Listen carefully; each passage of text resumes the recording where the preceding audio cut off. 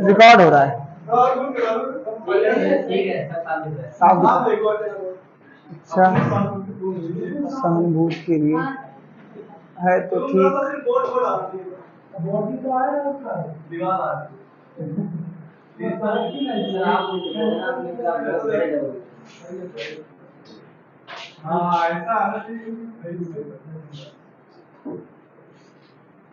ठीक, डन।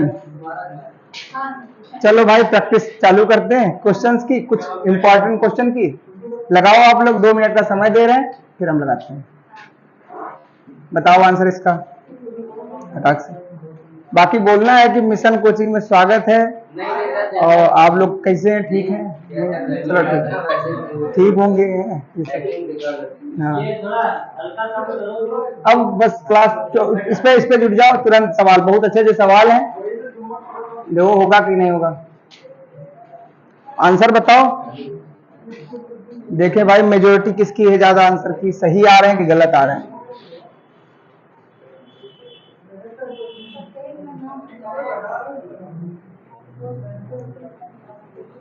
दो संख्याएं हैं 3 और 5 के अनुपात में, यदि प्रत्येक में से 9 घटाया जाए तो इतना बचता है। कई तरीके हैं करने के इसको, ट्रिक से भी हैं, बेसिक से भी हैं, और कॉन्सेप्ट से भी हैं। 3 तरीके, वो भी कर सकते हो। बता रहा हूं 3 तरीके हैं, 3 रास्ते हैं इस क्वेश्चन में पहुंचने के लिए आंसर तक। जी ए,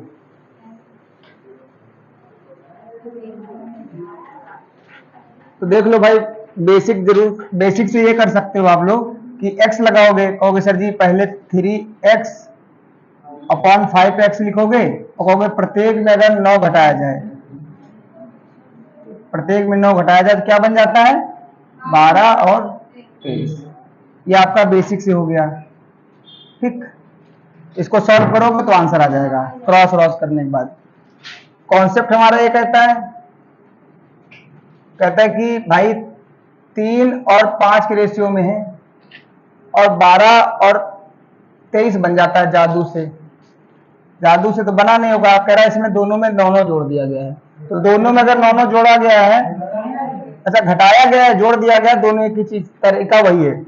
घटाया गया है 9, तो दोनों का डिफरेंस जो यहां से यहां तक का डिफरेंस सेम होना चाहिए, जरूरी 9 का हो, क्योंकि रेशियो है, मतलब इनका डिफरेंस जो है सेम होना चाहिए। यानी अगर 4 का डिफरेंस यहाँ है तो 4 का वहां हो, 5 का यहाँ है तो 5 का वहां हो, 6 का यहाँ है तो 6 का वहां हो, क्योंकि वो बोल रहा ना कि बराबर मात्रा में जो चीज की गई बराबर मात्रा में की गई है। फिलहाल ऐसा है नहीं। 5 से 23 तक पहुंचने के लिए 18 जुड़ रहा है, 3 से 12 तक पहुंचने के लिए क्या करना पड़ रहा है, 9 जुड़ रहा है, जबकि वो बता रहा घट रहा था। तो ये जब चीज ना पता हो तो क्या करोगे, इनका डिफरेंस का गुणा इसके अंदर, इसके डिफरेंस का गुणा उसके अंदर करोगे तो नया रेशियो बन जाएगा। तो यहाँ डिफरेंस कितने का है, 11 का, और यहाँ 2 का, तो गुणा जब कराओगे तो ये नया रेशियो बन जाएगा आपका। 11 कराओगे जड़ते 33, 55, और यहाँ 2 का गुणा करो 24, और यहाँ 26, 46। अब देखो अंतर कितने का आ रहा है, 9 का आ रहा है। इसका मतलब पहली संख्या छोटी क्या हो गई, आंसर। अगर नहीं आता तो हम मैच करा लेते कि सर 9 बराबर 9 के, ऐसे लिखते। ठीक है, ये अपना कॉन्सेप्ट हो गया। ट्रिक देखो, ट्रिक ये कहती है कि इनको इस तरीके से लिखो, और यहां पर जितना जोड़ रहे हैं, घटा फिलहाल रहे हैं, जितना घटा रहे हैं वो लिख लो। क्या करना है, वो आ ही गया एग्जैक्ट।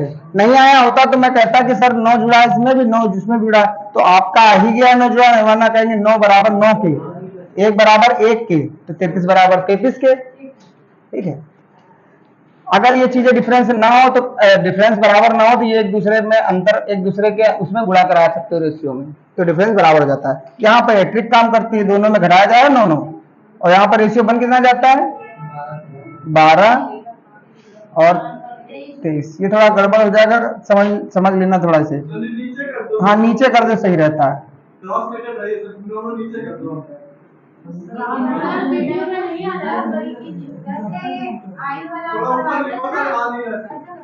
कोई बात नहीं। हाँ हाँ हाँ, और हमारी आदत है इस वाले में लिखने की।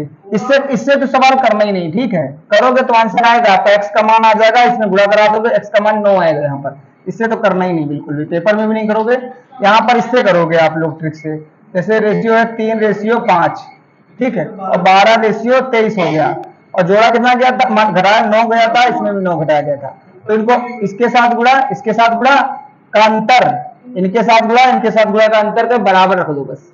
इनमें थोड़ा एक्स लगा लेना, एक्स लगा लेना, थोड़ा आराम रहेगी, ठीक है। तो 23 का एक्स में गुणा कराओगे तो 69 आएगा, 69x, और माइनस 12×5 = 60x, और यहाँ पर इनका अंतर सामने रख दो बस, उसमें एक्स वक्स लगाने दो। 12×9 = 108। पहली बात तो बड़ा वाला रखना, 9×3 = 17, 9×2 = 18, ये बड़ा है 260। और एक और चीज बता दें तुमको, आप लोग फालतू में 9 का गुणा इसमें भी कराओगे, 9 का गुणा इसमें भी कराओगे, दोनों में 9 9 है ना, तो एक बार 9 बाहर रखते अंतर का गुणा करा दो बस, जरूरत हो ना। आप ये करोगे 12×9 = 108 करोगे, इससे अच्छा है कि आप ये करोगे सर 9 तो दोनों में है, 12 और 23 के बीच का अंतर कितना है बताओ, 11 का है, 11 का है ना, तो 11×9 = 99 होगा, ये भी तो है, और इसको भी घटाओगे तो 99 आएगा।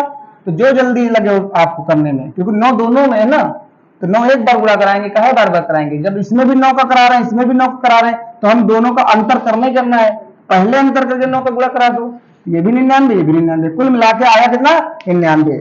69 में, अरे यार 60 है यहाँ, ठीक है, 69 और 60 के बीच का अंतर कितना हो गया, 9x = 99, तो x = 11, ठीक है।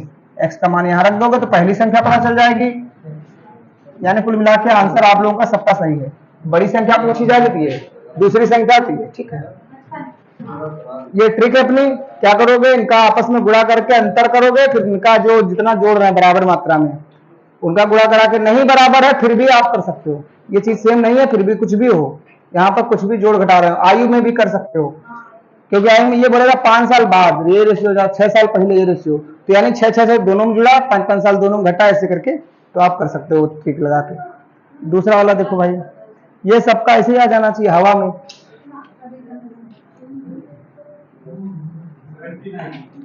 इसका इस्तेमाल करें, थोड़ा इंप्रेशन पड़ता है इससे।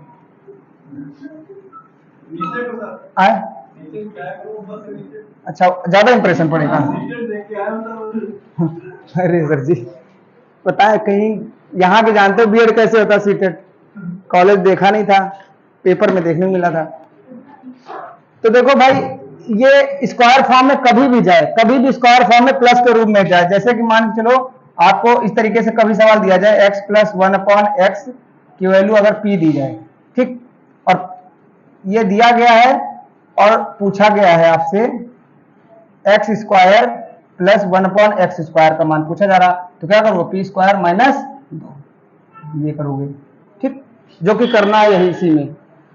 एक तो ये तरीका हो गया, अगर मान लो x + 1/x = p दिया गया है और आपसे पूछा जा रहा है x² - 1/x², तो क्या करो, p² + 2, ये दोनों तरीके कर लेना, तुरंत आंसर आ जाएगा। इस वाले का इस्तेमाल हो रहा है, स्क्वायर फॉर्म में है, कुछ भी हो सकता है स्क्वायर फॉर्म में, जरूरी नहीं कि यहाँ पर स्क्वायर है। मान चलो x² 50 + 1/x² दिया हो, बराबर दे दिया जाता अभी यहाँ पर 9, और आपसे पूछता है x² 100 + 1/x² 100, तब भी आपका आंसर सेम आता, क्या था, इसका स्क्वायर करने के बाद में 2 घटा दो, यानी कितना आ जाएगा 79, ठीक है। तो इसमें भी आएगा, इसमें भी आएगा, यानी स्क्वायर में कूद रहे हो तो आपको क्या करना है, सामने वाली संख्या का स्क्वायर करके 2 घटा दो। स्क्वायर में कूद रहे हो लेकिन माइनस में पूछा जा रहा है, तो सामने वाली संख्या का स्क्वायर करके 2 जोड़ दो। कैसे आता है, a² + b² के होल स्क्वायर से निकलता है चीज, ठीक, उससे निकलेंगे हम, और भी उसमें बहुत सारी चीजें हैं, तो इसका आंसर ये आ जाएगा, कोई दिक्कत ही नहीं होनी चाहिए। 9 का स्क्वायर किया, 2 घटा दिया है बस। क्या करना है, बोथ साइड इसे नहीं लिखते हैं, स्क्वायरिंग बोथ साइड, इसका स्क्वायर करेंगे, इसका स्क्वायर करेंगे, फिर यहाँ पर से 2xy निकलता है बाहर और 2 उधर चला जाता है तो घट जाता है, बस वही होता है, ठीक है। तो आगे बढ़ते हैं, आगे बहुत अच्छे क्वेश्चन होंगे। ये बार वाला भी आ गया है, इसमें आप लोगों को 1 मिनट दे रहे हैं। 9th क्लास 8th क्लास में पहला चैप्टर है, उसमें आपको रैशनल नंबर दिया गया, उसमें आपसे पूछा जाता है सब चीजें। पढ़े होगे तो करो।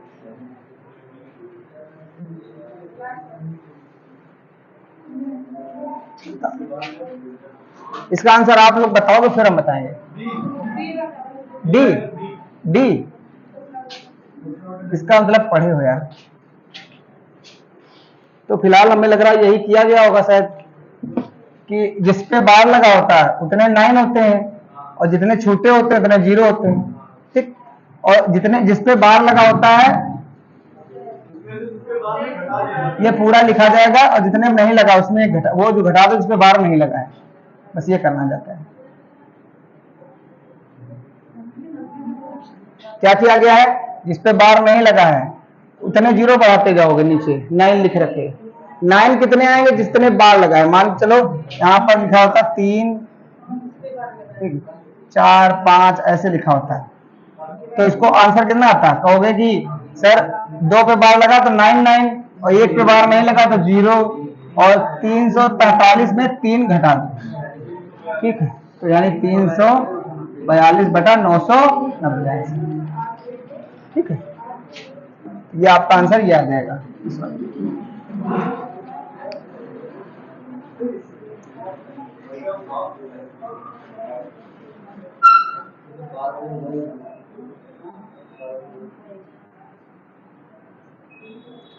ऑप्शन दिख रहे हैं, नहीं दिख रहे हैं, रुपये फिलहाल दिख रहे होंगे, हमने जूम जो किया था दिख रहे होंगे, ठीक है। ये ऑप्शन है 24 कैरेट सोना, 18 कैरेट सोने में इतना भाग सोना है, 20 कैरेट सोने में इतना भाग सोना है। 18 कैरेट सोने में शुद्ध सोने का तथा 20 कैरेट सोने में शुद्ध सोने का अनुपात बताओ।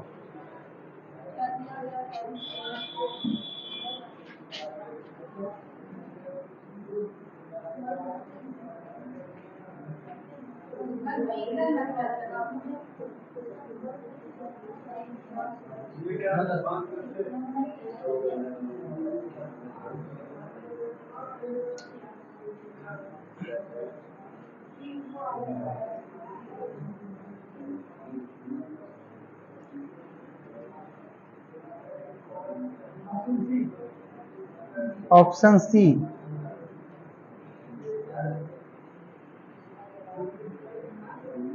क्या कर रहे हो, रियल वैल्यू ले रहे हो कि ऐसे अपने मन से कर ले रहे हो?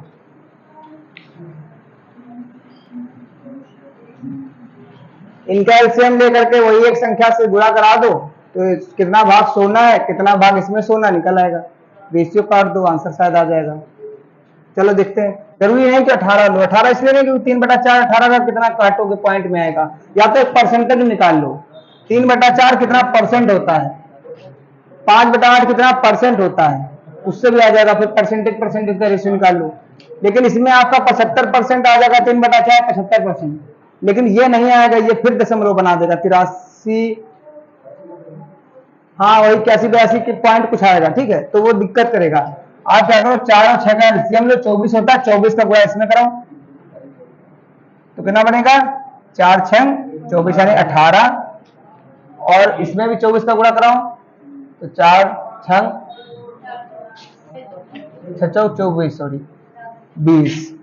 इनका अनुपात पूछा गया है, दुनवा 18 दूगा, ठीक है। यही आंसर है आप लोगों का। रेशियो परसेंटेज में वैसे भी रियल वैल्यू लेने की जरूरत होती नहीं है। नेक्स्ट करो दूसरा।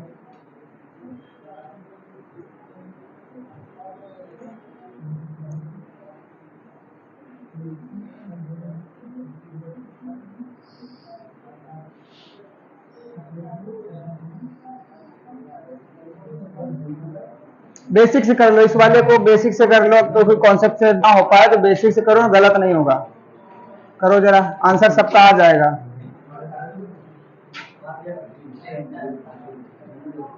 आप लोगों को याद दिला दें कि औसत अगर दिया होता है तो योग निकलता है आपका, कुल संख्याओं का योग कैसे निकलता है, औसत में संख्या का गुणा करा दो, ठीक, तो योग निकले, उसी का इस्तेमाल होगा। जैसे 30 पारियों का औसत 40 दिया गया है, तो कुल रन पता चल जाएंगे, कितने रन हो जाएंगे, 1200। ऐसे आगे जाकर के बोला गया है कि अधिकतम स्कोर वाला न्यूनतम स्कोर के बीच में संबंध दे दिया गया है, ठीक है। बोला अधिकतम स्कोर जो है 100 रन ज्यादा बनाता है न्यूनतम स्कोर से। कर अगर इन दोनों पारियों को हटा दो, यानी कितनी पारियां बचेंगी, 30 में से भी हटा दो, 28 बचेंगी। 28 पारियों का औसत दे दिया है 38 रन, तो 28 का 38 में गुणा करा दोगे तो जो डिफरेंस आएगा किसकी वजह से आएगा, ये दो लौंडों की वजह से आएगा।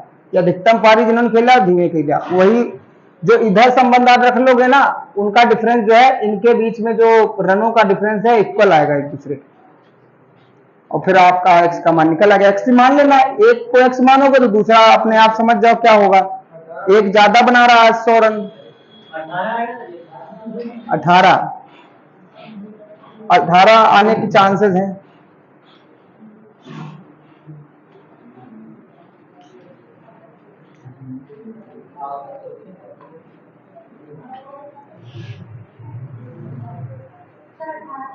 अठारह तो 23 कर दिया।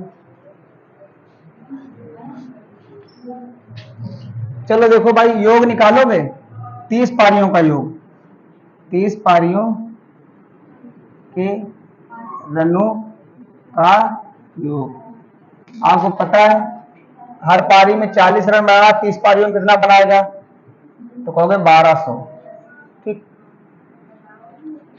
दो पारियां अधिकतम न्यूनतम कम हो गई, कौन सी, अधिकतम यानी हाईएस्ट, एक लोएस्ट, इनके बीच का डिफरेंस बोला गया 100 रनों का है।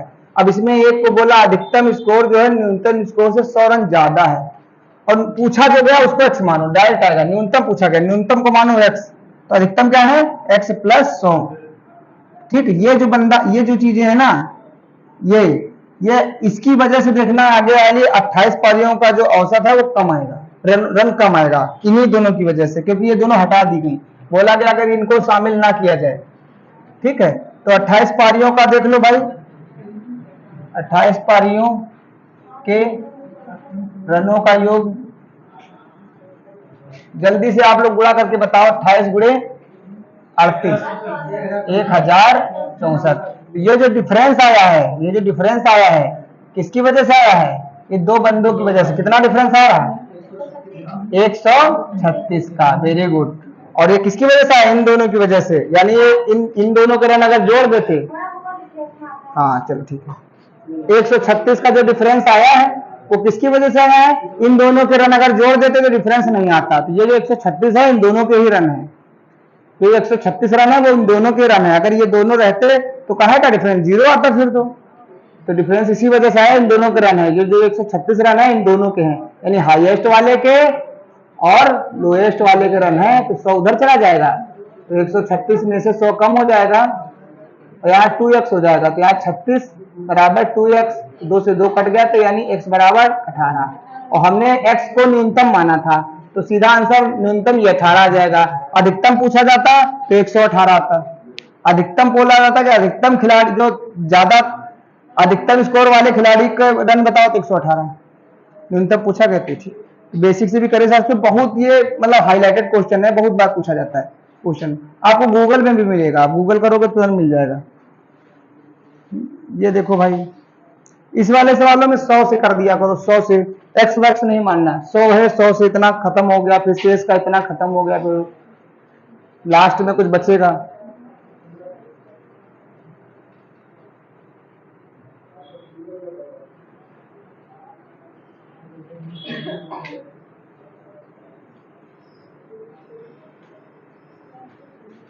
देखो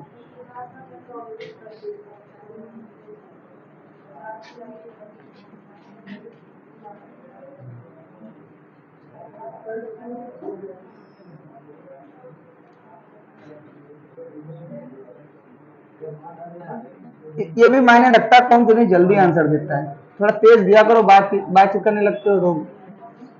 ये समझ लो टेस्ट हो रहा है, एग्जाम मैथ का टेस्ट है।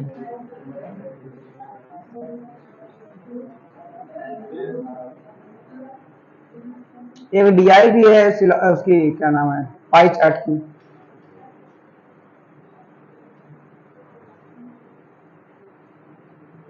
यहाँ पर अगर समस्या किसी को हो रही, क्योंकि बाकी तो तुम शेष बताओगे 20% खा खा के बोल रहा है, भोजन पर खर्चा कर दिया है तो 80% बचा, शेष का 30% यानी 70% बचा, क्योंकि बचा ही पूछा जाता है लास्ट में कितना बचत हुई।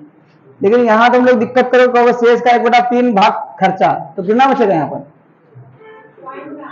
इसमें 1/3 भाग अगर खर्चा होगा कितना बचेगा? 2/3।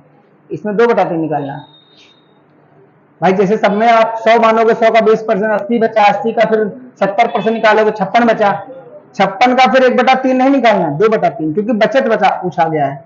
हमेशा बचा बचा वाला बताओगे, क्या क्या खर्चा कर रहा है वो नहीं निकालना है, डायरेक्ट कूदोगे एक एक स्टेप। कैसे? 100 था, 100 रुपया से 20% खर्चा हो गया, 80 बचा, क्योंकि 100 में 20 खर्चा, 80% निकालो। 100 का 80% कितना होता है? 80। 80 में 30% खर्चा कर दिया, शेष का क्योंकि 30%, तो 70% निकालेंगे, तो 70% 80 का कितना होता है? 56। 8 सत्ते 56। अब कभी 30% निकालेंगे, 24 कम करेंगे, घंटे भर 56 लाएंगे, नहीं, 30% तो खर्चा कर दिया, शेष कितना बचा? 70। 80 में 30 क्यों जाएंगे? बच रहा रुपया उसमें से कर रहा, परसेंटेज बोल रहा है, 100 में से है ही, परसेंट की तुलना करेंगे। अगर तुमसे तुलना करी जाए, 100 था, 100 में 20% खर्चा यानी 80% बचा। 100 का 80% कितना होता है? 80 रुपया। अब 80 रुपया आपके पास बचे, उसमें से खर्चा करोगे 30% यानी 24 रुपया खर्चा हो जाएंगे। 80 के 24 रुपया खर्चा होंगे, 56 बचेंगे। तो मैं कह रहा हूँ 24 मत निकाला करो, 80 का 30% ना निकाला करो, 80 का 70% निकाला करो। अगर आगे जाकर के कोई बोल देता फिर 10% खर्चा होगा, तो 90% निकालो सीधा। फिलहाल आगे ये बोला है कि इसका सर 1/3 खर्चा हो गया, तो शेष कितना बचेगा? तो 56 का कितना निकालोगे? 2/3, इतना बचा। कितना बचा? इतना बचा लास्ट में। लेकिन वो कह रहा है इतना नहीं बचा है, कितना बचा है? 5600। ठीक है, तो काट लो जल्दी से फटाक से और 100 बराबर निकाल लो। हेलो, हाँ बोलो।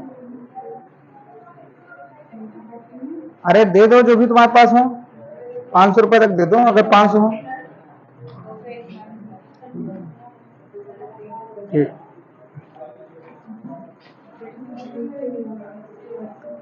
ठीक है, तो 50 से काटोगे, 56 से 56 कट रहा है, 2 से ये कट रहा है, 150 बचा, और यहाँ पर 1 बराबर आ जाएगा 150, तो 100 बराबर क्या आ जाएगा?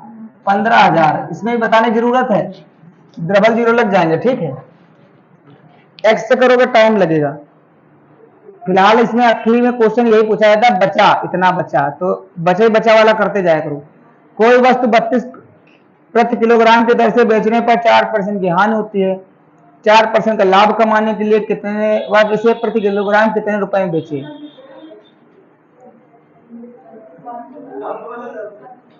इससे नहीं घबराना, प्रति किलोग्राम 32 रुपए में बेचा, 4% की हानि हुई, 4% का लाभ कमाने के लिए कितने में बेचे?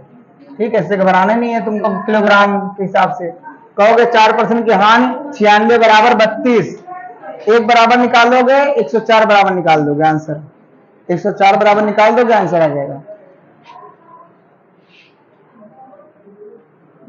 लेकिन यहाँ डीप आंसर बहुत दिए गए ये वाले दोनों, ये तो बिल्कुल बकवासी आंसर लग रहा है हमको। इन्हीं में से कोई होगा। कितना आ रहा है? 34.66 आ रहा। जितना डीप आंसर दिए गए हैं देखो, 6 बी वाला। चलो भाई देखो, 96 की चीज रही, 100 मान के चलते हैं कि सीपी रहा होगा, तो 4% का नुकसान हो गया भाई साहब को, तो 96 की चीज रही, लेकिन वो कह रहे हैं 96 की नहीं बेटा, 36 की थी। 1 बराबर 32/96। तो अब पूछ नहीं रहा, 100 बराबर नहीं पूछ रहा, सीपी नहीं पूछ रहा, कह रहा अगर 4% लाभ पर बेचते, तो 4% लाभ पे यानी 104 की बेचते, 104 बराबर, 1 बराबर के बाद जो भी पूछा जाएगा आपको उसमें मल्टीप्लाई कराया जाएगा, तो 104। बस इसको सॉल्व करना था। यहाँ पर आप कर सकते हो, 3 से सीधा कट रहा है ये, 3 दूनी 6, 3 3 9, 3 से नहीं कट रहा है ये, नहीं ये 32 3 96, 32 3 96 और 104/3, तो 3 3 9, 3 चौको 12, पिछला 18 से 18, ठीक ठीक ठीक। अरे परसेंट क्यों लगा रहा हूँ भाई, प्रति किलोग्राम, ठीक है।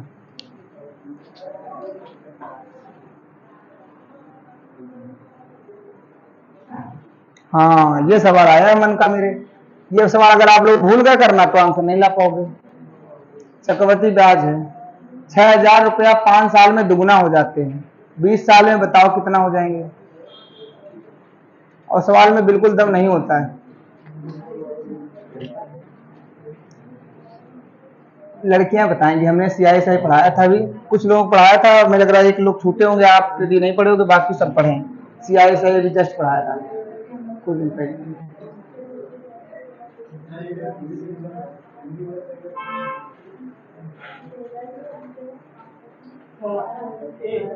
ऑप्शन है गलत आंसर है भाई।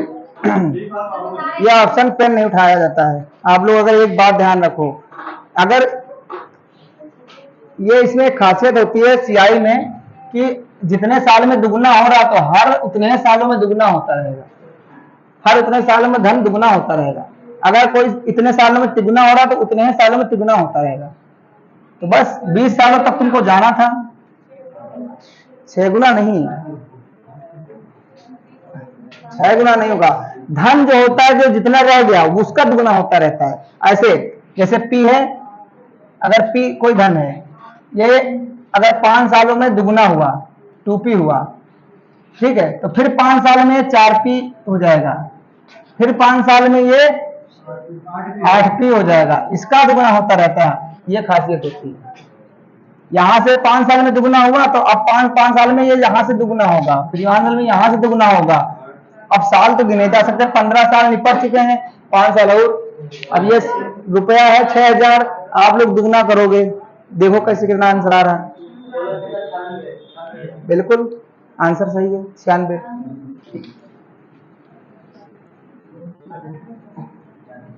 96 सही है। देखो 6,000 रुपया थे, 5 साल लगे इनको भाई साहब को दुगुना होने में, तो ये 12,000 हो गए। तो ये 10 सालों में कितने हो जाएंगे 24, और फिर 10 सालों में कितने हो जाएंगे 48, 15 सालों में 48 हो गए, यहाँ 5 साल यहाँ 5 साल, एक बार और तो 96,000, इसका दुगुना हो जाएंगे। इस सवालों में कई बार इससे सवाल दिखता है कि कोई धन है 5 सालों में 4 गुना हो जाएगा, कितने सालों में 10 गुना हो जाएगा, वर्ष पूछ देता है फार्मूले से। फार्मूले से भी हो जाएगा, फार्मूले से आपको दर निकालनी पड़ेगी। यहाँ पैसा है 5 साल लगा दिए इतना होने में, तो यहाँ ब्याज पता चल जाएगा 5 साल का, फिर वहां से दर निकलेगी आपकी, और दर निकलेगी फिर आप समय दिया गया, फिर 20 वर्ष में इतना हो जाएगा। अगर फार्मूला लगाओगे तो ऐसा तो हो ही नहीं सकता कि हो ना, बिना फार्मूले तो हो ही नहीं सकता। फार्मूला आपका होता है अमाउंट बराबर P1 + R/100 की पावर इस टर्म, ठीक है, ये समय होता है। तो यहाँ पर 5 सालों में दुगुना हो रहा था कोई धन, तो यहाँ पर रखोगे आप लोग कितना, दोगुना हो रहा था ना, 6,000 12,000 होता, आर निकलेगा जाके, ठीक है, 5,000 रुपया था, सॉरी 6,000 था, यहाँ पर आर तो रह गया सर, तो आर निकल आएगा, दर आपकी तुरंत निकल आएगी। लेकिन वो क्वेश्चन भी तो उसी टाइप का बनाएंगे ना कि जिस तरीके से सॉल्व करा जा सके। ऐसा नहीं कि सॉल्व नहीं होगा, लेकिन फर्जी टाइम बर्बाद होगा। यहाँ 5 लिखोगे, यहाँ से सिर्फ दर बची है तो दरें निकल जाएगी और कुछ नहीं निकल पाओगे। फिर वो धन आपको कितना कराना है 9600 कराना, ये पूछा नहीं गया 20 वर्ष का निकालना, 20 वर्ष का चक्रवृद्धि ब्याज कभी नहीं निकलवाएगा जिंदगी में। किसमें नहीं समझ में आएगा, बताएं क्यों? क्योंकि 20 सालों का 3 सालों का तो आफत हो जाता है हम लोगों को निकालना, CI 20 सालों का कैसे निकालेंगे? इसलिए ये चीज मतलब बताई थी आपको। हाँ ये कह सकते हो कि दर जब निकल आएगी तो कहेंगे 10 से 5, 10 से 11, 10 से 12, ऐसे 20 बार तक करते रहो। सर वो आते सवाल कितने सालों में कितने फ्री हो जाएंगे? हाँ वो वाले आते हैं। देखो एक क्वेश्चन दिए दे रहे हैं, मैं ऐसे ही आप लोगों को बोल रहा हूं कि कोई धन चक्रवर्ती ब्याज की दर से 5 सालों में 5 गुना हो जाता है। ठीक, कोई धन चक्रवृद्धि ब्याज की दर से 5 सालों में 5 गुना हो जाता है। कितने साल लग रहे हैं? 5 वर्ष में, ठीक, 5 गुना हो रहा है। तो हम कह रहे हैं 125 गुना कितने सालों में होगा? 125 गुना कितने सालों में होगा? तो यहां पर हम लोग इतना ध्यान देते थे कि 5 की पावर 1 होने में कितना लग रहा था? 5 वर्ष। तो यहाँ पर 125 गुना जब जाओगे तो 55 25 ऐसे कर सकते हो ना, इसका एक बार 25 है तो 125 हो जाएगा। कितने साल लगे? 5 यहाँ 5 यहाँ, 15 साल लगेंगे। ट्रिक ये है कि 5 की पावर 1 होने में 5 साल लग रहे हैं, तो ये पावर का गुणा करवा दो। अगर यहाँ पर 125 गुना लाना है ना, तो 125 गुना यानी 5 की पावर 3 लिखा जाता है, तो बस 3 का गुणा करा दो इसमें जाके, 15 वर्ष। और कभी अगर मान लो ये जो गैपिंग है बराबर ना दे तो हमेशा दर पूछेगा आपसे, कभी भी नहीं पूछेगा पैसा बताओ, दर पूछेगा, क्योंकि कहीं ना कहीं दर निकल आएगी। मैंने बोला जब 4 साल की बात हो तो रूट निकाल लो, ऐसे करके ऐसे 4, तो पहले वाले समय वर्ष में पहुंच जाओगे। पहले वाले वर्ष में ही दर निकाली जा सकती है, दूसरे वर्ष में दर इसलिए नहीं निकाल पाओगे क्योंकि इनकी दर बदलती रहती है हर साल। पहले साल कुछ रहेगी, दूसरे साल कुछ रहेगी, तीसरे साल और ज्यादा हो जाएगी, ब्याज पर ब्याज मिलता है ना। जैसे कि कोई धन बोल दिया जाए कि 2 सालों में 25 से 36 हो गया, 25 से 36 हो गया, 25 से 36 हो गया, दर बदल।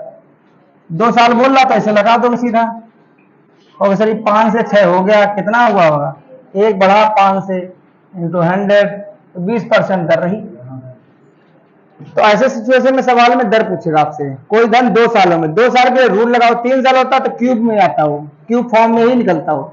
3 सालों में कोई धन ऐसे बोलेगा 125 से 216 हो गया, जानबूझ के स्क्वायर फॉर्म या क्यूब फॉर्म देता। क्यों देता? क्योंकि उसे पता है फार्मूले में हमारा पावर लगा हुआ है और एन पावर लगा हुआ है, 2 लगेगा तो स्क्वायर निकालना होगा, क्यूब लगा होगा तो क्यूब रूट निकालना होगा। इस चक्कर में वो जानबूझ के ऐसे सवाल देता है। फिलहाल टॉपिक जब पढ़ाएंगे फिर से तो उसके ज्यादा अंतर आएंगे। अभी आगे बढ़ते हैं लोग हैं। ये बताओ भाई, याद रखना कभी भी किसी को मेहनत का पैसा जो मिलता है ना वो उसकी क्षमता के अनुसार मिलता है। तो क्षमता का जो रेशियो आएगा उसमें पैसा बांट दिया करो। क्षमताएं आपको निकालना आता है, जो जिस आदमी मेहनत वाला होगा उसको ज्यादा पैसा मिलेगा, जिसकी क्षमता ज्यादा होगी उसको ज्यादा पैसा। तो क्षमता को अनुसार आप पैसा बांट देना। क्षमताएं निकाल लो फटाक से तीनों की,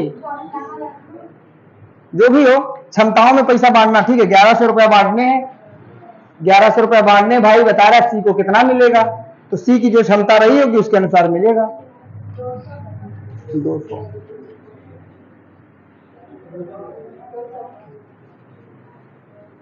ठीक है, जल्दी से लासा लो। एक कार को 4 दिन में, बी उसी कार को 8 दिन में लगाता है और सी 12 दिन में। तो सी सबसे कमजोर आदमी है। ठीक है भाई साहब, सबसे कमजोर सी है क्योंकि 12 दिन लगा रहा उसी काम को। ये 4 दिन में सबसे पावरफुल आदमी, सबसे बड़ी ज्यादा क्षमता इसकी आएगी, उसके बाद इसकी आएगी, सबसे कम क्षमता इसकी आएगी। यानी सबसे कम पैसा कौन पाता होगा? अगर कोई पूछे इसमें सबसे कम पैसा कौन कमाएगा? सी, क्योंकि सबसे पतला दुबला आदमी है। क्षमताएं कैसे निकलती है? टोटल काम मानना पड़ेगा। 4 दिन में कर रहा था ये, बी कर रहा था 8 दिन में, सी कर रहा था 12 दिन में। इनका लासा लोगे 24 आएगा। ये कुल काम है। मान लो 24 रोटियां चबानी इनको, यानी खानी है। ठीक है, ये 4 दिन में खाते हैं तो 1 दिन में पक्का 6 खा पाते होंगे। और ये भाई साहब 8 दिन लगाते थे 3 निपटा देते हैं। यही इनकी क्षमताएं हैं। 1 दिन के काम को क्षमता बोलते हैं। ये 1 दिन में 2 ही खा पाते हैं, इनके दाढ़ में दिक्कत है, दाढ़ इनकी खराब है इसलिए बहुत धीरे धीरे खा रहे हैं। ठीक, तो ये इनको बहुत कम पैसा मिलेगा, तो रुपया इनमें बढ़ता है, इनमें इनके अनुपात में। यानी ए और बी और सी की क्षमता का अनुपात क्या है? 6, 3 और 2। ये क्षमता का अनुपात है। क्षमता के अनुसार पैसा बढ़ता है। तो है कितना पैसा टोटल? इनको मिल कितना रहा रुपया? 6 3 2 11। लेकिन वो बोल रहा है नहीं 1100, तो कितने गुणा हुआ? 100 का। तो जिसका पूछा है उसमें भी गड़ा दो। इनको 200 मिलेगा भाई, इनको 300, इनको 600। 6 3 900, 9 2 11 हो जाएगा ऑटोमेटिक। ठीक है,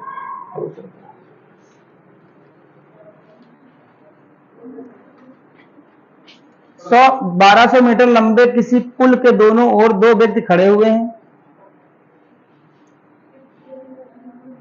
एक दूसरे की तरफ चल रहे हैं, एक दूसरे की तरफ 5 मीटर प्रति मिनट भाग रहे हैं, और दूसरा वाला व्यक्ति क्या है 10 मीटर प्रति मिनट दौड़ रहा है। चालें दी गई मिनट में। अगर देखो आंसर आपका किलोमीटर में सॉरी घंटे में या सेकेंड में हो तो बदलने की जरूरत है, आंसर भी आपको मिनट में दे रहा है तो कभी कुछ बदलने की जरूरत नहीं है। आपको देखो दूरी दी गई मीटर में, यहां भी चाल मीटर में है, जो चाल इंसान चल रहा मीटर में, समय आपको दिया गया मिनट में और ऑप्शन में भी मिनट है, तो कुछ बदलने की जरूरत नहीं है। और याद रखो एक दूसरे की तरफ चलते हैं तो चालें जुड़ती हैं, ठीक है। तो आप चाल एक रखोगे, सापेक्ष चाल, दूरी आपको दी गई है 1200 मीटर, और चाल सापेक्ष चाल लिखनी पड़ेगी इसमें, ठीक है। सापेक्ष चाल कितनी होती है 5 मीटर प्रति मिनट प्लस 10 मीटर प्रति मिनट। इनकी चाल अगर जोड़ोगे तो कितनी जाएगी 15 मीटर प्रति मिनट, ये चाल है। इस चाल को लेंगे इस अब निकालना क्या होगा, दूरी दी गई, चाल दी गई, स्वाभाविक सी बात है समय पूछा जाएगा, समय बराबर दूरी बटे चाल। दूरी कितनी दी गई 1200, ये 15, 15 अट्ठे 120,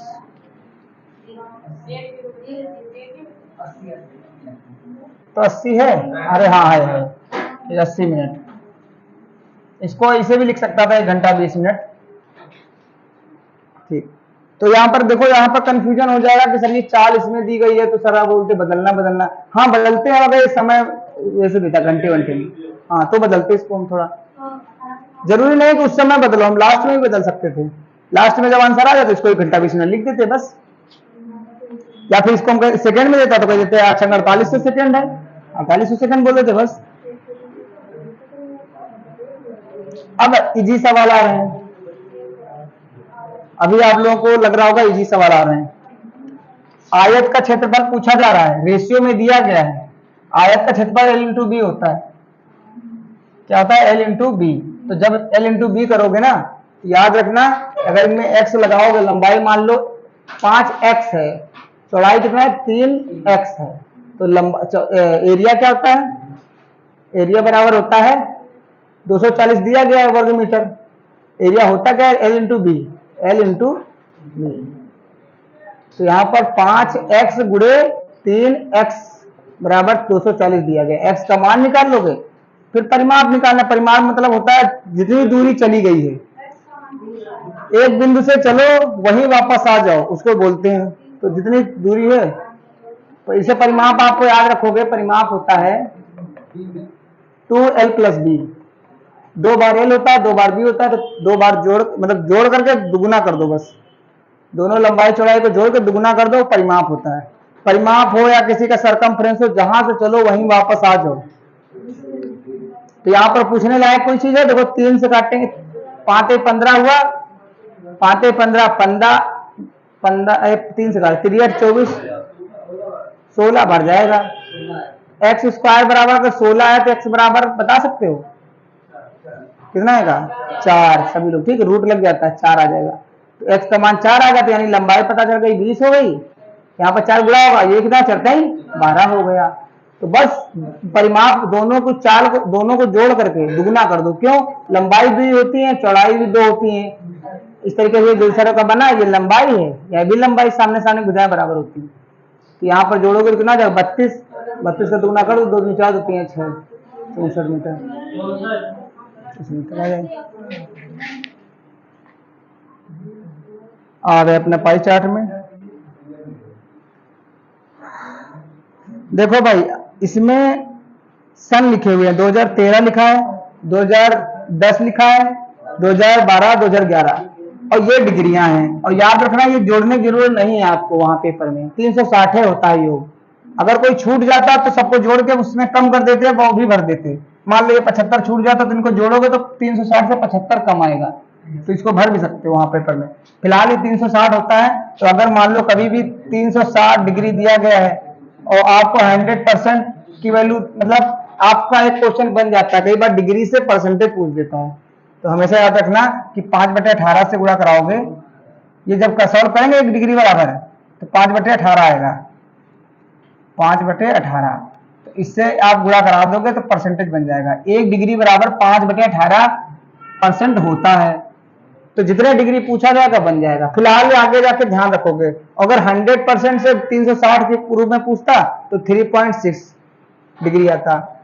ये बात याद रखोगे कि 1% बराबर क्या आता है, 3.6 डिग्री। 1% की वैल्यू 3.6 डिग्री होता है और 1 डिग्री की वैल्यू 5/18% होता है।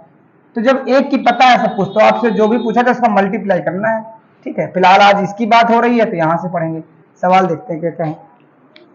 एक सवाल दे ही देता है वो डिग्री से परसेंटेज वाला पाई चार्ट में। यही वर्ष 2013 में सोने की कीमत 31,500 प्रति 10 ग्राम हो, तो वर्ष 2011 में प्रति 10 ग्राम सोने की कीमत बताइए। देखो 10 ग्राम पहले भी बोल रहा रुपया है और 10 ग्राम आया, 10 ग्राम से लेना देना है या नहीं, यानी जितना पहले सोना था उतना ही सोना की कीमत दोबारा में पूछी जा रही है। तो हमें मतलब है 2013 2011 से। ठीक, 2013 2011 को देख लो और फिर रुपया लिखे दे रहे हैं।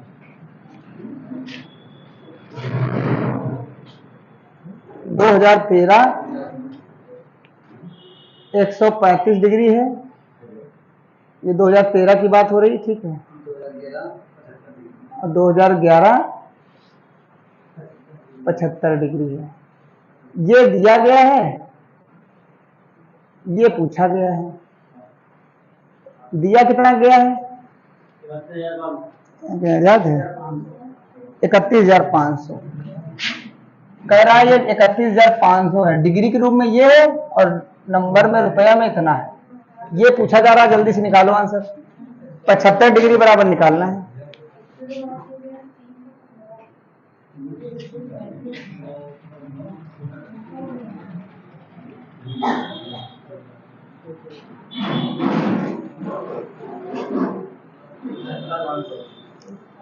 तो कल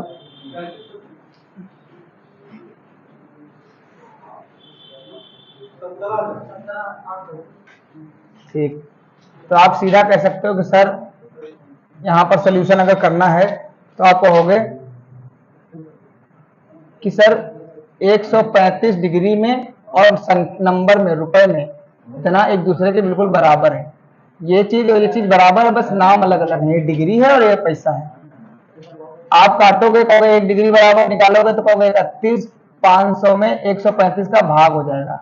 5 15 काटो, 15 दूनी 30, 15 कम 15 और 15 नवैया 135। ठीक, 3 7 21, 3 3 9। तो यानी 1 डिग्री की वैल्यू 700/3 आएगा। आपसे पूछा गया 75 डिग्री की वैल्यू, तो 700/3 गुणे में 75 काट लोगे। इसको 3 दूनी 6, 53 15, 25 7 175। 2 जीरो थे तो 2 ही लगाएंगे। कहाँ गया ये वाला? ठीक है, तो ये पेपर में छोड़ने नहीं है आपको। समझ में आया? फिर समझाएं। 135 डिग्री का मान दिया गया है, उसने बोला 2013 में सोने की कीमत दी गई है। ये 10 ग्राम का इसलिए लेना देना नहीं कि 10 ग्राम का यहां भी बोला और पूछा भी 10 ग्राम ही है। जितना दिया था उतना ही पूछ रहे हो आप, तो इससे हम क्या लेना देना। यानी 10 ग्राम की कीमत आपने दी है तो 10 हो सकता है सब 10-10 ग्राम के हो। तो हमें इससे मतलब है कि इतना रुपया था 2013 में, हमारे डिग्री में इतना था। 135 डिग्री बराबर 315, मतलब 31,500 है। 1 डिग्री बराबर निकाल दिया, फिर 75 डिग्री बराबर पूछ रहा है। 2011 का मान पूछ रहा है। 2011 का मान कितना है, 75 डिग्री। तो बस एक बराबर निकालोगे 75 175। ग्राफ देख लो। कंपैरिजन वाले सिस्टम है। अब ये 2010 और 2013 के बीच अनुपात पूछ रहा है। 2010 और 2013 बोला ना। 2010 है 45 और 2013 है 135। ठीक,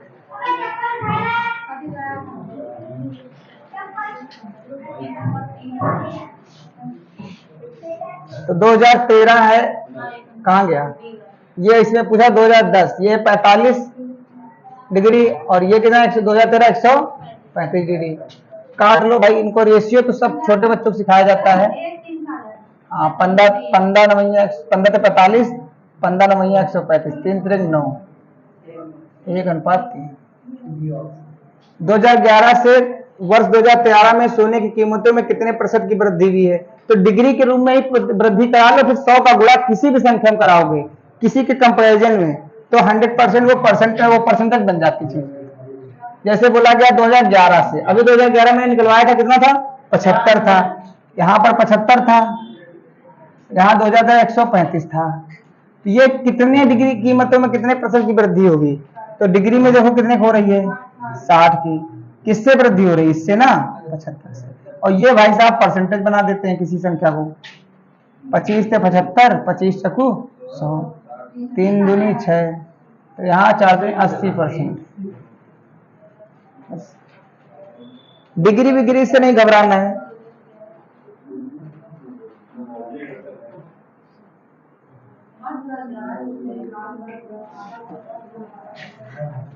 अभी वहां पर डिग्री वो सब याद हो गया होगा पाई चार्ट ना।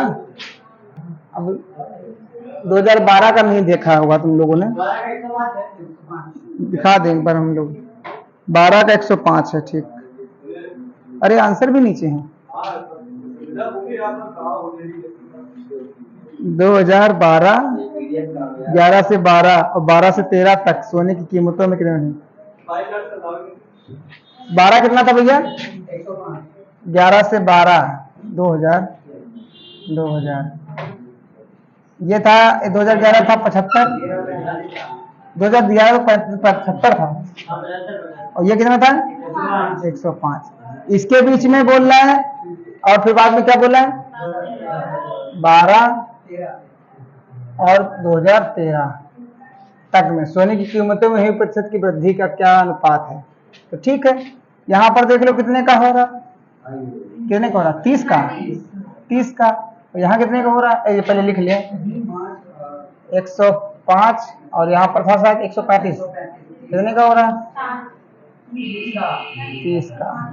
काटो पीटो, एक एक खत्म।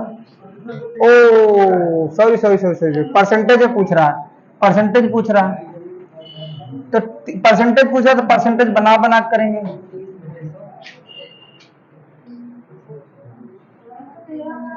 ठीक है, 30/75। अच्छा 100 का गुणा हम कराएं कि ना कराएं?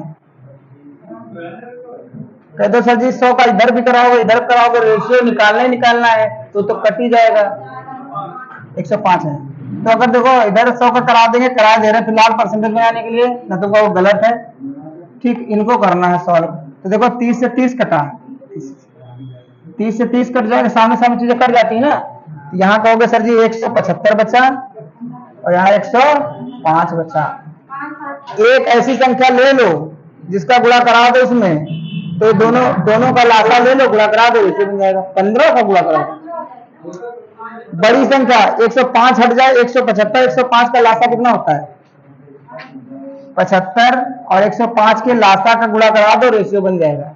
बटे में कभी रेशियो आ जाए, इन दोनों के जो डिनोमिनेटर है इनका लासा लेके गुणा करा दो। तो ये बताओ भाई कितना लासा होता है? अरे 2×5 10, 53, 15, 3 कम 3, 315 से गुणा करा दे रहे हैं।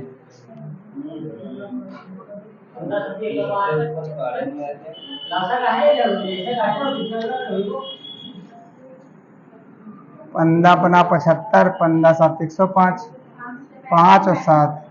ठीक, तो अब सुनो मेरी बात, 15 और 5 7 का गुणा हम करेंगे नहीं, ठीक है? ऐसे लिख दें 15 5 और 7, 15 5 और 7, तो 15 पना 75 और 15 7 105 खत्म। तो यहाँ पर रह गया, यहाँ पर कितना था अभी? 5 और 7 था, ठीक। 5 से 5 करे तो यहाँ 7। देखो कहा यार कैलकुलेशन की वजह से, ये कोई कॉमन संख्या से आप गुणा करा सकते हो। लास्ता से गुणा करा सकते हो, बाकी खत्म। तो ये 15 का बी ऑप्शन, ये सारे ऑप्शन है, मैच करा लेना बाद में। ये हाथ से तुमने लिखे थे क्या, और फिर से चपकाए कैसे? ठीक भैया।